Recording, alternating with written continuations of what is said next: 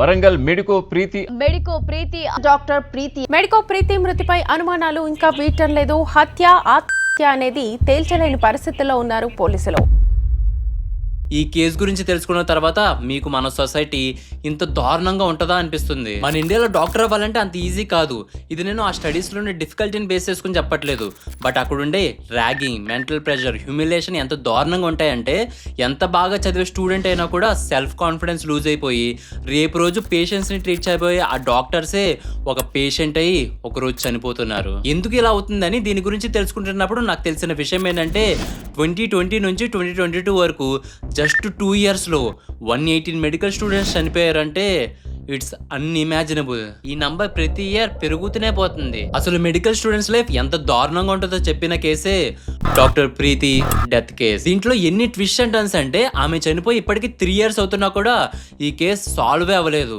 ఆమె చనిపోవడానికి కారణం ఏంటి, ఆమె చదువుతున్న కాలేజీలో సీక్రెట్ గా ఏం జరుగుతుంది, ప్రీతి చనిపోయే ముందు వాళ్ళ పేరెంట్స్తో ఏం మాట్లాడింది, ఈ క్వశ్చన్స్కి ఆన్సర్స్ తెలుసుకోవాలి అనుకుంటే మనం ఈ కేసుని డీప్ డౌన్గా తెలుసుకోవాలి.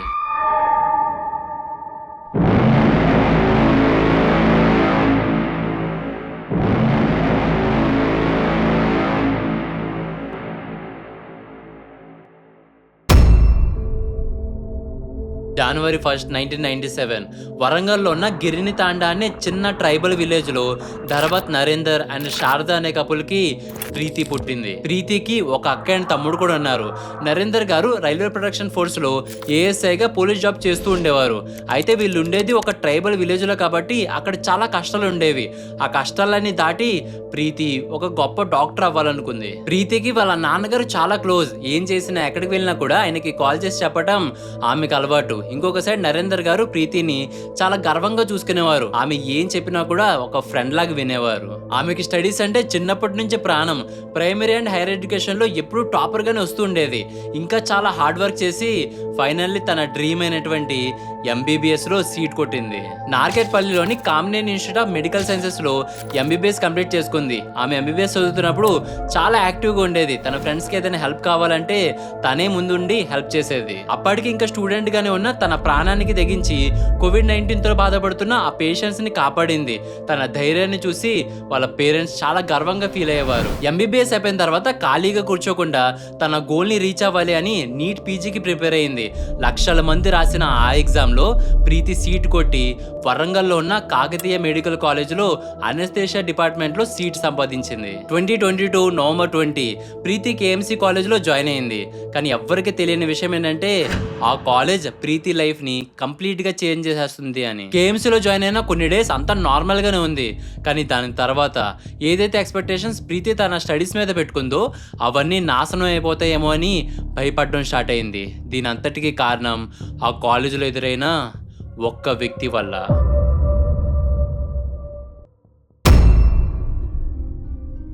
యూజువల్లీ ఏ కాలేజీలో అయినా కూడా యాజ్ ఎ స్టూడెంట్ మనకి ఏదైనా డౌట్ వస్తే లేకపోతే అసైన్మెంట్ సబ్మిట్ చేయాలన్నా కూడా మనం లెక్చరర్స్ని కాంటాక్ట్ చేస్తాం కదా. కానీ మెడికల్ కాలేజెస్లో ఇది కొంచెం డిఫరెంట్.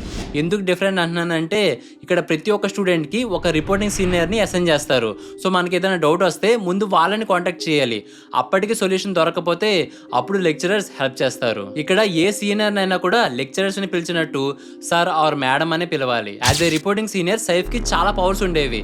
లైక్ అటెండెన్స్ మేనేజ్ చేయటం, reports and code of conduct ని చూడటం లాంటివి. కానీ సైఫ్ ఈ పవర్స్ ని ప్రీతి గ్రోత్ కి వాడకుండా ఆమెను హెరాస్ చేసి తొక్కడానికి వాడేవాడు.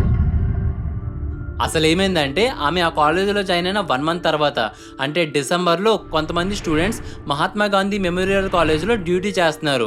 అయితే ఒక పేషెంట్కి ఎండోట్రాచియల్ ట్యూబ్ని ఇన్సర్ట్ చేసే టైంలో సైఫ్ చాలా నెగ్లిజెన్స్గా బిహేవ్ చేయడం ప్రీతి గమనించింది. ఎప్పుడు డేరింగ్గా ఉండే ప్రీతి ఒక సీనియర్ ఇలా చేస్తున్న పొరపాటుని గుర్తించి అక్కడే క్వశ్చన్ చేసింది. తన అథారిటీని ఒక జూనియర్ క్వశ్చన్ చేసింది అని సైఫీకు హర్ట్ అయింది. అప్పటి నుంచి ప్రీతిని ఎలా అయినా డిసిప్లైన్గా ఉంచాలని ఒక నెగిటివ్ ఇంటెన్షన్తో ఆమెని టార్గెట్ చేసి మెంటల్గా టార్చర్ చేయడం స్టార్ట్ చేశాడు. ఆమెకి continuously back to back duties assign చేయడం స్టార్ట్ చేశాడు. ఇన్ఫాక్ట్ తినడానికి పడుకోవడానికి కూడా టైం లేకుండా డ్యూటీస్ అసైన్ చేయడం వల్ల ప్రీతి ఫిజికల్గా ఎగ్జాస్ట్ అయిపోయింది. ఇంతేకాకుండా ఆమె ఒక ఎస్టీ కేటగిరీ స్టూడెంట్ అవటం వల్ల ఆమె దగ్గరికి వెళ్ళి నీకేమి రాదు, నీకు ఎలా సీట్ వచ్చిందో అందరికీ తెలుసు అని స్టూడెంట్స్ అందరి ముందు హ్యూమిలేట్ చేసేవాడు. 18th ఫిబ్రవరి రోజు ప్రీతి గవర్నమెంట్ మెటర్నిటీ హాస్పిటల్లో విజిట్లో ఉన్నప్పుడు ఒక పేషెంట్ ప్రీ అనస్థెటిక్ చెకప్ ని ప్రిపేర్ చేసింది. అయితే సైఫ్ అందులో ఉన్న చిన్న చిన్న మిస్టేక్స్ ని పాయింట్అవుట్ చేస్తూ తనని ఇన్సల్ట్ చేయాలని ఒకే ఒక్క ఇంటెన్షన్తో ఆ రిపోర్ట్ ని ఫోటో తీసి పీజీ స్టూడెంట్స్ ఉన్న LDD+ నాకౌట్స్ వాట్సాప్ గ్రూప్ లో పోస్ట్ చేశాడు. అసలు నీకు బేసిక్ సెన్స్ ఉందా, పిఎస్సి రిపోర్ట్ ఎలా రాయాలో కూడా తెలియట్లేదంటూ డిమేనింగ్ ఎమోజీస్ పెట్టి అందరి ముందు మాక్ చేశాడు. దీనితో చాలా హ్యూమిలేటెడ్ గా ఫీల్ అయిన ప్రీతి సైఫ్ కి డైరెక్ట్ గా ఒక మెసేజ్ పంపింది. నన్ను ఇలా పబ్లిక్ డొమైన్ లో ఇన్సల్ట్ చేయడానికి రీజన్ ఏంటి, నీ పని నువ్వు చేసుకో, ఒకవేళ నా సైడ్ నుంచి ఏమైనా మిస్టేక్స్ ఉంటే హెచ్ఓడికి లేదా ప్రిన్సిపల్ కి కంప్లైంట్ చేయని ధైర్యంగా వార్నింగ్ ఇచ్చింది. ప్రీతి ఎప్పుడైతే ఇలా ఎదురు తిరిగిందో సైఫ్ ఈగోని ఇంకా రెచ్చగొట్టింది. వెంటనే అతను ఆ కాలేజీలో ఉన్న స్టూడెంట్స్ అందరికీ ప్రీతికి ఎవరు సహకరించకండి అని ఇన్ఫార్మ్ చేశాడు. దీని తర్వాత సీనియర్స్ మాత్రమే కాదు జూనియర్స్ కూడా ప్రీతిని దూరం పెట్టడం మొదలుపెట్టారు. డ్యూటీ అవర్స్ లో ఉన్నప్పుడు ఆమెతో ఎవరు మాట్లాడకుండా హెల్ప్ చేయకుండా ఒక రకమైన బాయ్కాట్ చేశారు. తన బాధ ఎవరికి చెప్పుకోవాలన్నా కూడా ఆ కాలేజ్ లో వినే వాళ్ళే లేరు. ఒకసారి ఏమైందంటే ప్రీతి వాళ్ళ అక్క పెళ్లికి 5 days లీవ్ పెట్టింది. అయితే ఆ ఈవెంట్ కంప్లీట్ అయిపోయిన తర్వాత ఎప్పుడైతే కాలేజ్కి వెళ్ళిందో అప్పుడు తెలిసిన విషయం ఏంటంటే సైఫ్ ఆ 5 days లో జస్ట్ 3 days మాత్రమే లీవ్ గా వేశాడు, మిగతా 2 days ఆబ్సెంట్ వేశాడు. దీంతో ఆమెకి ఏం చేయాలో అర్థం కాక వాళ్ళ నాన్నగారికి కాల్ చేసి మాట్లాడింది. 2 రోజులు అబ్సెంటేషన్ ఏమి కాదు, ఏమవుతుంది అని చెప్పకుండా పోయినా అని చేసుకోని ఏమవుతుంది, ఇప్పుడు నన్ను ఏమంటారో అని భయం వేస్తుంది. ఏమన్నారు, ఏం కాదు ఏమవుతుంది. 2 రోజులు జీతం స్టైపెండ్ కోసుకుంటాడు, ఏమవుతుంది. చేస్తారు కానీ చెప్పలేదు అట్లా ఎట్లా వెళ్ళినావు. మేము ఆల్రెడీ చెప్పాము. నువ్వు హెచ్ఓడికి చెప్పినావు కదా, వాడే ఇయ్యా అన్నాడుగా. ఇయ్యా అన్నావు, నువ్వు ఆల్రెడీ పెట్టినావు కదా. పెళ్లి అన్నప్పుడు తెలుసు కదా, పెళ్ళి అన్నప్పుడు తెలుసు నువ్వు ఆల్రెడీ ఇస్తా అన్నాడు. అంటే దాని మీద అట్లా సైన్ లేదు నాకు అవసరం అని. ఏం కాదు దానికి కూడా ఏం కాదు. అదేంటి నేను రోజు వస్తున్నా డ్యూటీ చేస్తున్నా ఇళ్ళ మధ్యలో. ఏం కాదు అంటున్నానా, సరేలే తర్వాత నేను వచ్చి మాట్లాడినా మరి.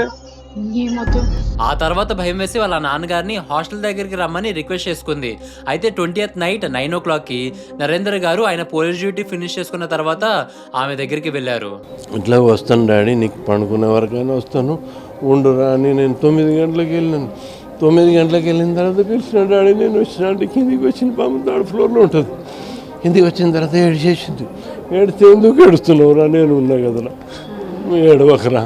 లేదు డాడీ వాడు చాలా హరాస్మెంట్ అయిందంటే సరే ఉండు, అయితే వదిలే ఏమవుతుంది రా వచ్చేయరా అంటే డాడీ మనం బాండ్ రాసినాం డాడీ, సీటు వదులుకుంటే 50 లక్షలు కట్టినా డాడీ, నువ్వు ఆడికి వెళ్ళి కడతావు అన్నది. అరే నేను చూసుకుంటాను, అది ఇంకెందుకు సరేలే అనుకుని అంత ఏడిచే వరకు ఈమెకి ఏదో చాలా బాధ ఉన్నట్టుంది అనుకొని వెంటనే బోనాల కిషన్ అని ఏసీపీ అంటే వాడు ఏసీపీ ఆయనకు ఫోన్ చేసిన. ముందు ఫోన్ చేస్తే కొంచెం ఎత్తలేదు. మళ్ళీ నేను మెసేజ్ పెట్టిన సో అండ్ సో సార్ నాకు కాల్ లిఫ్ట్ చేయండి సార్ అని మెసేజ్ పెట్టిన. తర్వాత కొంచెం సేపటికి మాట్లాడిన ఉండడానికి ఆయన ప్రిన్సిపాల్కి చేసిండట, ప్రిన్సిపాల్ హెచ్ఓడికి చేసిండట. దీని నెక్స్ట్ డే అంటే 21st ఫిబ్రవరి రోజు హెచ్ఓడి ప్రీతి అండ్ సేఫ్ని వేరువేరుగా పిలిచి మాట్లాడారు.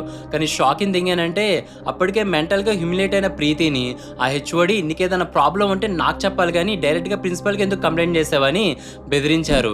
అండ్ బయటకు వచ్చిన తర్వాత నా మీద కంప్లైంట్ ఇస్తావని సైఫ్ కూడా భయపెట్టేశాడు. అదే రోజు రాత్రి MGM హాస్పిటల్లో నైట్ డ్యూటీ కూడా ఉంది. అయితే లేట్ నైట్ వరకు ఉండాల్సి వస్తుంది కాబట్టి వాళ్ళ అమ్మగారితో మాట్లాడేద్దామని చెప్పి కాల్ చేసి మాట్లాడింది. అయితే ఆ కాల్లో ఆమె చాలా స్ట్రెస్ఫుల్గా ఉన్నట్టు అనిపిస్తుంది. హలో, అయిపోయిందా డ్యూటీ? ఏం నైట్ డ్యూటీ 2 o'clock తర్వాత ఎవరైనా వస్తారు 2కో 3కో. వస్తే మళ్ళీ ఇంకో గాంధీకి వెళ్ళాలి. ఆడ నైటా?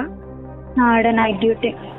వాడిని బెదిరిస్తేనే చేస్తారు నన్ను అనే ఉంది కానీ ఏం చేస్తారు నన్ను అనే ఉంది. ఇప్పుడు నీకేం చేస్తాడు వాడు? 2nd year వాళ్ళందరూ ఒకటే బ్యాచ్ కదా. ఎర్లీ మార్నింగ్ 3 o'clock వరకు సర్జరీ రూమ్లో అసిస్ట్ చేస్తూనే ఉంది. ఇన్ఫ్యాక్ట్ నెక్స్ట్ డే జరగబోయే ఎగ్జామ్ గురించి కూడా ఆమె తెలుసుకుంది. అక్కడ ఉన్న వాళ్ళతో చాలా బాగా మాట్లాడింది. అంతా నార్మల్గానే ఉంది. కానీ ఎర్లీ మార్నింగ్ 8:30కి ప్రీతి స్టాఫ్ రూమ్లో అన్కాన్షియస్గా కింద పడి కనిపించింది. చనిపోవడానికి ట్రై చేసిందేమో అనుకుని సస్పెక్ట్ చేసి ఫస్ట్ ఇయర్ పీజీ స్టూడెంట్స్ ఆమెను బతికించడానికి సిపిఆర్ ట్రై చేశారు. బట్ ఆమె రెస్పాండ్ అవ్వపోయేసరికి ట్రీట్మెంట్ స్టార్ట్ చేశారు. బట్ అప్పటికి రెస్పాండ్ అవ్వపోయేసరికి ఆమెని నిమ్స్ హాస్పిటల్కి తీసుకెళ్లిపోయారు. నిమ్స్లో ట్రీట్మెంట్ జరుగుతున్నప్పుడు ఆమె బతికింది. బట్ సిచ్యువేషన్ చాలా క్రిటికల్గా ఉంది. February 24th రోజు ఆమెకు అలా జరగడానికి కారణమైన డాక్టర్ సైఫ్ని పోలీసులు అరెస్ట్ చేశారు. సైఫ్ అరెస్ట్ అయిన 2 రోజుల తర్వాత అంటే February 26th రోజు ఆమె ప్రాణాలతో పోరాడుతుండగానే రాత్రి 9:10 కార్డియాక్ అరెస్ట్ వల్ల ప్రీతి చనిపోయింది. హెచ్ఓడి వరకు కంప్లైంట్ పోతే అసలు కంప్లైంట్ ఇచ్చింది ఎందుకు, ఇష్యూ ఏంది, సీరియస్గా తీసుకొని ఉంటే ఇంత కాడికి రాకపోవు. మా అమ్మ కంప్లైంట్ చేసినందుకు మా అమ్మాయిని ఎదురుగా తిట్టాడు. నువ్వు నన్ను అనకుండా ప్రిన్సిపల్కి చెప్తావా, ఎవరెవరికి దగ్గరతో ఫోన్ చేపిస్తావా, అది ఇదను ఉల్టా మా అమ్మాయిని తిట్టిండాడు సార్. ఒక్కసారిగా స్టూడెంట్స్ అందరూ ధర్నా చేయడం స్టార్ట్ చేశారు. కానీ ఒక ట్విస్ట్ ఏంటంటే ఈ ధర్నా చేసింది ప్రీతికి న్యాయం జరగాలని కాదు, సైఫ్ ఒక క్రిమినల్ అని ప్రూవ్ అవ్వకుండానే అరెస్ట్ చేసినందుకు. అతను ఏదో నిందితుడు లాగా చెప్తున్నారు. నిందితుడు అని చెప్పడానికి ఏం సాక్ష్యాలు ఉన్నాయి? అవి బయట పెడితే మేము నిందితుడు అని ఒప్పుకుంటాం.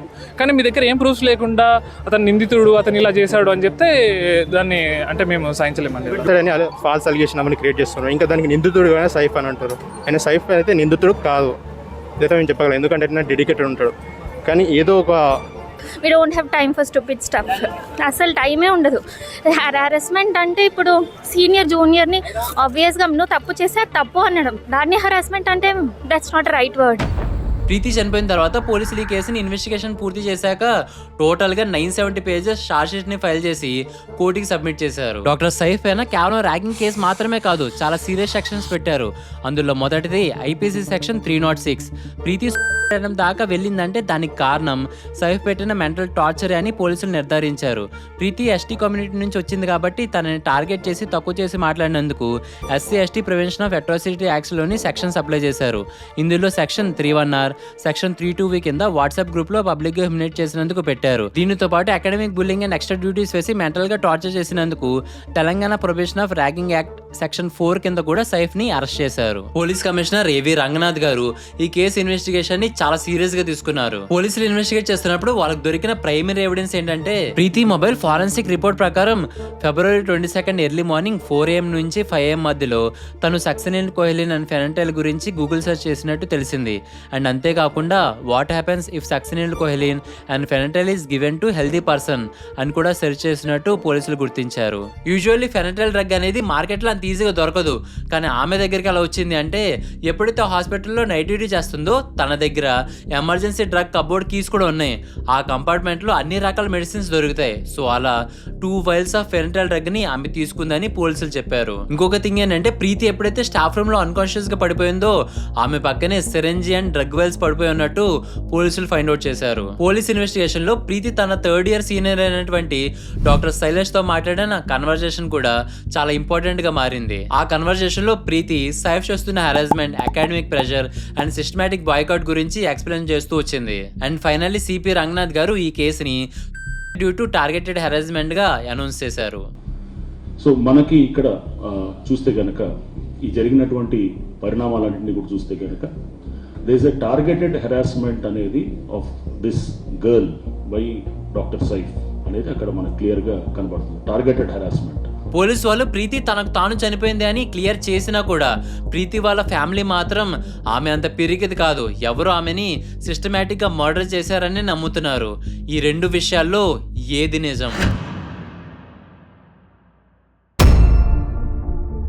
ప్రీతి పేరెంట్స్ రైజ్ చేస్తున్న ఒక ఇంపార్టెంట్ క్వశ్చన్ ఏంటంటే ఆ ఇన్సిడెంట్ జరిగిన కొన్ని గంటల ముందు వరకు ఆమె చాలా నార్మల్గా ఉంది.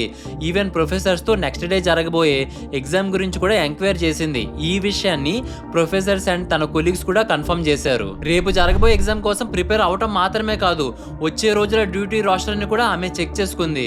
ఒకవేళ చనిపోదాం అనుకునే ఆమె రేపటి గురించి ఎందుకు అలా ఆలోచిస్తుంది? ఫ్యామిలీ మెంబర్స్ ఎప్పుడైతే ప్రీతిని స్టాఫ్ రూమ్ దగ్గర చూసారో ఆమె చేతిపైన కట్స్ ఉన్నాయి. అండ్ ఎల్లోయిష్ బ్లూ స్పాట్స్ కూడా కనిపించాయి. ఒకవేళ తనకు తాను చనిపోదాం అనుకున్న అమ్మాయి అయితే ఆ కట్స్ ఎందుకు వచ్చాయి? అండ్ ఎల్లోయిష్ బ్లూ స్పాట్స్ ఎవరైనా బలవంతంగా ఇంజెక్షన్ చేస్తే తప్పించి ఫామ్ అవ్వవు. ఆమె బాడీని ఎక్స్రే తీసినప్పుడు టోటల్ గా 3 ribs బ్రోకెన్ గా కనిపించాయి. సిపిఆర్ చేసేటప్పుడు ఇక్కడ 3 ribs ఇరిగిపోయింది. స్కాన్ చేసినప్పుడు చెప్పి బాడీలో నీరు వచ్చేసింది అని మొత్తం వాళ్ళు మాట్లాడుకుంటున్నారు. ఈ ఇన్వెస్టిగేషన్ లో సిరంజియన్ నీడిల్ చాలా ఇంపార్టెంట్.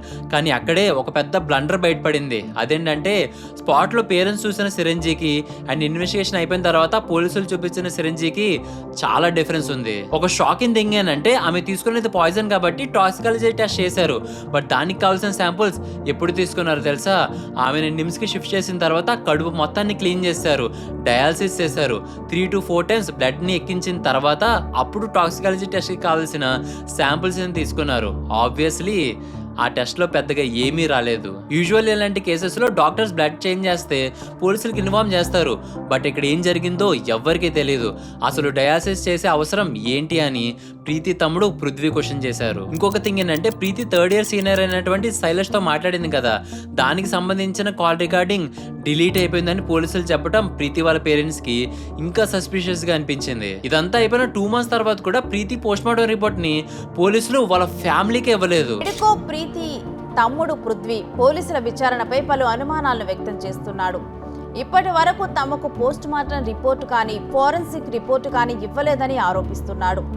అటు సంఘటన జరిగిన రూమ్ ని ఎందుకు అన్సీజ్ చేశారని, హెచ్ఓడి ప్రిన్సిపల్ పై ఎందుకు చర్యలు తీసుకోవటం లేదని తాను ప్రశ్నిస్తున్నాడు. ప్రీతి వాళ్ళ నాన్నగారు తన దగ్గరున్న ఇన్ఫ్లుయెన్స్ మొత్తాన్ని వాడి ప్రతి ఒక్క పోలీస్ ఆఫీసర్ని ఈ కేసుని ఒక సూసైడ్ కేసులా కాకుండా మర్డర్ కేసులాగా ట్రీట్ చేయండి అని రిక్వెస్ట్ చేసుకున్న తర్వాత కూడా ఆయనకి హెల్ప్ ఏం రాలేదు. ప్రీతి ఒక ఎస్టీ క్యాస్ట్ అమ్మాయి అవ్వటం వల్ల ఏమో తెలియదు కానీ ఒక్క సంఘం కూడా ఆమె తరపున ఫైట్ చేయలేదు.